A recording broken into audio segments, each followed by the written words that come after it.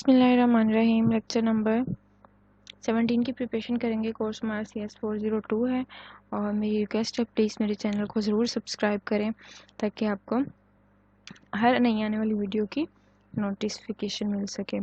अच्छा जी, इसमें हमने डिस्कस क्या करना है, बेसिकली हम क्लीन्स थ्योरम को ही लेकर चल रहे हैं। ठीक है, अगर हम नोट्स की तरफ जाके देखें, ये देखें, अगर आप यहाँ पे देखें,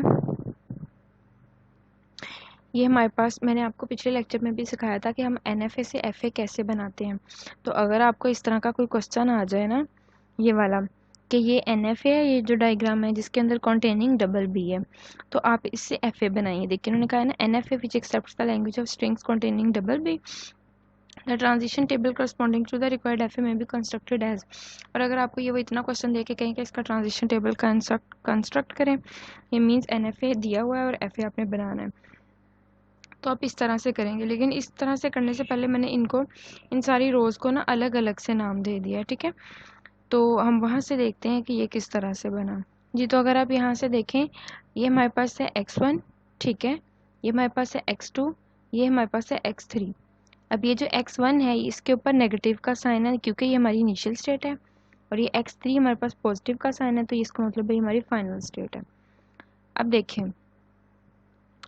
हमारे पास तीन स्टेट्स हैं। ये x1 को हम z1 कह सकते हैं, ठीक है, x2 को हम z2 कह सकते हैं और x3 को हम z3 कह सकते हैं। ठीक है, तो हमारा मेन काम क्या है यहाँ पे, देखें, जब x1 को हमने z1 का नाम दे दिया, ठीक है, और नेगेटिव भी लगा दिया क्योंकि ये हमारी इनिशियल स्टेट है। जब ये z1 a को रीड करेगा, ये x1 a को रीड करेगा तो क्या आएगा, वापस x1 आ जाएगा ना। देखेंगे जब x1 a को रीड करेगा, क्योंकि लूप लगी हुई है, वापस x1 के पास आ जाएगा। ठीक है, तो मैंने लिख दिया x1 और इसको z1 का नाम एज इट इज दे दिया क्योंकि ये x1 z1 की फॉर्म में मेरे पास पड़ा हुआ है।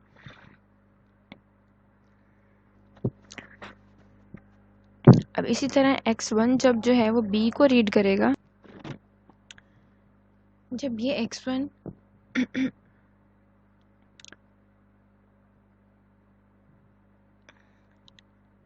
जब ये z1 b को रीड करेगा, यानी ये x1, ठीक है, जब b को रीड करेगा तो एक बार तो ये इस b को रीड करके लूप लगी हुई वापस इसी के पास आ जाएगा, यानी x1 के पास, तो हमने यहाँ लिख दिया x1। इसी तरह जब ये इस b को रीड करके यहाँ जाएगा तो ये x2 के पास आएगा, इसलिए हमने x1, x2 यहाँ लिख के इसको एक नए नाम दे दिया, यानी z2, क्योंकि वो z2 के पास जा रहा है ना, x2 यानी दूसरी स्टेट के पास। इसी तरह आगे वाला देखें, हम डायग्राम वही है, रो दूसरी है, ठीक है, नोट्स के अंदर। तो मैंने आपको पहले भी बताया था कि ये वाली स्टेट बनती होती है, इसको उठा के हम आगे लिख लेते होते हैं, तो मैंने इसी को उठा के यहाँ पे लिख लिया। अब हमने ये देखना है, ये जो x2 है यहाँ पे, ठीक है, ये x1 और x2 जब a को रीड करेंगे तो कहाँ जाएंगे, ये x1 जब a को रीड करता है तो वापस x1 के पास आता है, ठीक है, और x2 जब a को रीड करता है तो यहाँ पे तो a है ही नहीं, तो वो नल आ जाएगा, यानी 5 आ जाएगा। 5 मीन्स नथिंग। ठीक है, तो हम ये x1 तो यहाँ पे लगा देंगे क्योंकि ये x1 तो a को रीड करता है, x1 के ऊपर तो a है, लेकिन x2 के ऊपर a नहीं है। यहाँ पे x2 के ऊपर कहीं नज़र आ रहा है आपको, ये नहीं, तो मीन्स 5 यानी नथिंग।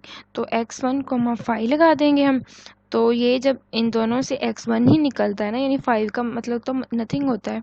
तो अगर आप अकेला x1 is equal to z1 लिख देंगे ना तो भी ठीक होगा, ये 5 वाला यानी ब्रैकेट्स वाला काम ना भी करें तो z1 हमने इसको नाम क्यों दिया, क्योंकि हमारे पास ये सिचुएशन पहले से पड़ी हुई है। ये देखें, x1 इज इक्वल टू होता है z1 के, तो इससे नीचे वाली रो में भी यही आ जाएगा, ये वाला। तो अगर अब मैंने ये दो अलग अलग सेपरेट करके रो आपको समझा दी है ताकि आपको टेबल की समझ आ जाए, इस वाले टेबल की, ठीक है, इस वाले टेबल को समझाना चाह रही थी। बेसिकली ये पहले वाली दो रो मैंने अलग अलग करके आपको समझा दी है। अब हमने ये Z3 वाली समझनी है, ठीक है, तो इस x3 वाली सिचुएशन को मैंने z3 का नाम दिया हुआ था ना, तो इसके ऊपर प्लस इसलिए लगाया क्योंकि ये फाइनल स्टेट है, और यहाँ पे ये वाला नेगेटिव इसलिए लगाया हुआ है क्योंकि ये इनिशियल स्टेट है। ठीक है, उसके बाद अब अगर आप देखें यहाँ पे, ये थर्ड वाली सिचुएशन मैंने नहीं रीड कराई थी ना, तो चलो यहाँ पे करवा देती हूँ। ये देखें, जब ये x1 b को रीड करेगा तो कहाँ जाएगा, ये x1 ने b को रीड किया तो पहले तो वो x1 के पास ही आया, फिर जब b को रीड किया तो वो x2 के पास चला गया, तो मैंने x1, x2 लिख दिया। ये देखें x1, x2। फिर से जब ये Z2 जो है वो B को रीड करेगा, यानी ये जो Z2 है, X2 को हमने Z2 का नाम दिया था ना, यानी ये Z1 था, ये Z2 था और ये Z3 का, ठीक है। तो क्या हुआ, जब ये B को रीड करेगा तो कहाँ जाएगा, X3 के पास, तो इसलिए मैंने X1, X2, X3 लिख दिया और इसको Z3 का नाम दे दिया। थर्ड स्टेशन का नाम इसलिए दिया क्योंकि ये इस स्टेट को हमने Z3 का नाम दिया हुआ था, और दूसरी बात यह कि Z3 हमारे पास और कहीं भी नहीं पड़ा हुआ। अब इसी को उठा के हम फ्रंट पे लिख लेंगे और फिर यहाँ से दोबारा रीड कराएंगे। अब देखें, जब Z3 जो है A को रीड करेगा तो कहाँ जाएगा, ये Z3 है, तो X3 जब A को रीड करेगा तो वापस X3 के पास आएगा, ठीक है। उसके बाद क्या होगा, फिर इसी तरह Z3 जब, अब हमने पढ़ना है ये वाला ना Z3। एक्चुअली मैं वीडियो को स्टॉप करती हूँ, कोई काम मतलब वगैरह करने जाना हो या तो ठीक है, तो इसलिए फिर मैं जब वापस आता हूँ मुझे याद नहीं आता मैं कहाँ पे होती हूँ। तो Z3 को हमने रीड करना है। अब अगर आप देखें ये X1 जो है, जब X1 कौन सा है, ये वाला, X2 कौन सा है, ये वाला, X3 कौन सा है, ये वाला, जब ये X1, X2, X3 A को रीड करेगा ना, तीनों A को रीड करेंगे तो क्या होगा, X1 वापस X1 के पास ही आ जाएगा, देखिए लूप लगी हुई है, ठीक है। X2 के ऊपर तो A है ही नहीं तो उसकी जगह फाई आ जाएगा यानी नल, और X3 जब A को रीड करेगा तो वो वापस X3 के पास आएगा, इसलिए हम फाई वाली को हम रिमूव कर देंगे, लिखेंगे ही नहीं, X1 और X3 यहाँ लिख देंगे, X1 और X3 और इसको Z4 का नाम दे देंगे, ठीक है, क्योंकि ये सिचुएशन भी कहीं पे भी नहीं हमारे पास ऊपर बनी, ठीक है। कहने का मतलब यही है कि नई सिचुएशन का मतलब होता है कि ये जो ऊपर हम सारी बना चुके हैं उनके ऊपर इस तरह की पड़ी तो नहीं हुई, ठीक है।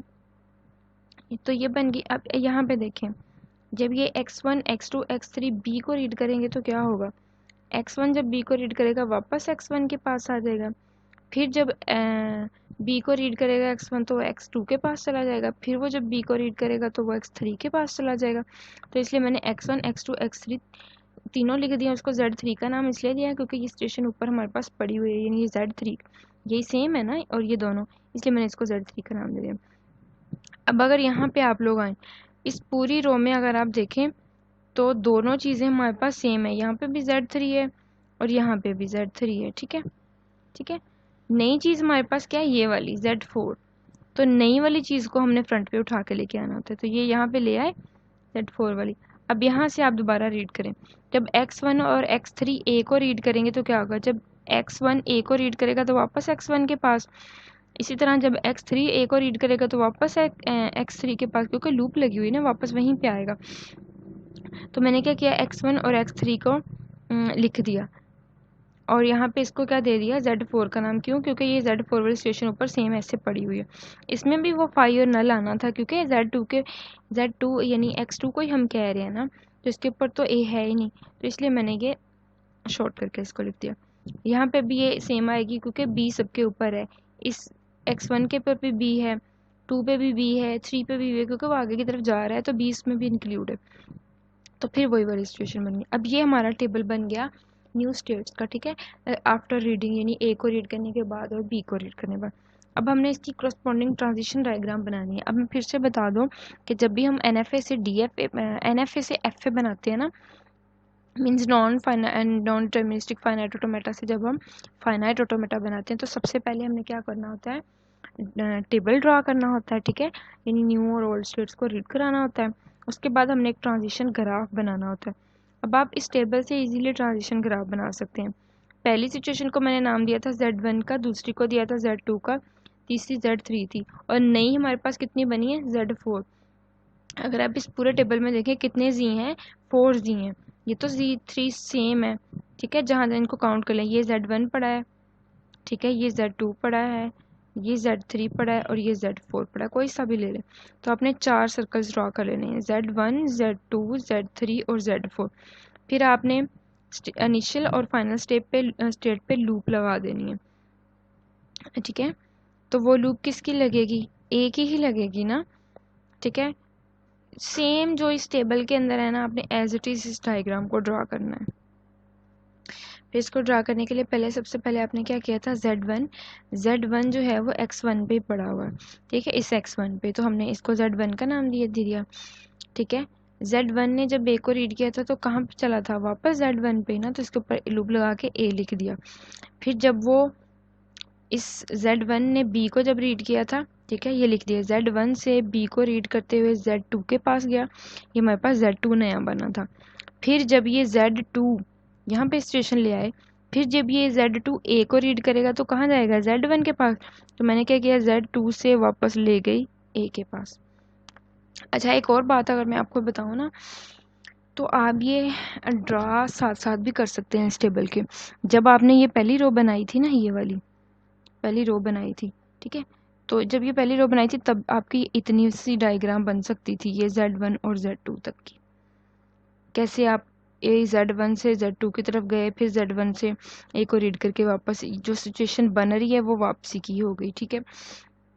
इसी तरह जब ये Z3 बना था तो ये Z2 को रीड करते हुए बना था ना, तो मैंने क्या किया, Z2 से B को जब रीड किया तो Z3 के पास आया, देखिए Z3 बना था।